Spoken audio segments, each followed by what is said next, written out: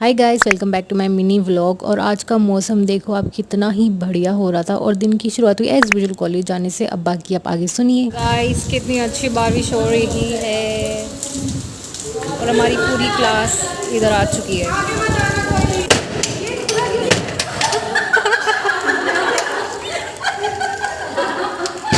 So guys, this is Hafsa, she is my friend and she is trying to tell कि कुरकुरे कितने ज़्यादा healthy होते हैं, आपको सुबह शाम पानी के साथ लेनी चाहिए with a tinge of lemon in it. Wow, what a great idea Hafsa. फिर सारी क्लासेस कंप्लीट करने के बाद हमें बहुत ज़्यादा भूख लग रही थी, तो हम चले गए थे कैंटीन और हमने लिया था ये आलू पराठा और चाय। क्या ही तो बढ़िया आलू पराठा थी, मज़ा ही आ गया था खा के। And yeah that was it for today. Thank you so much for watching. Bye bye.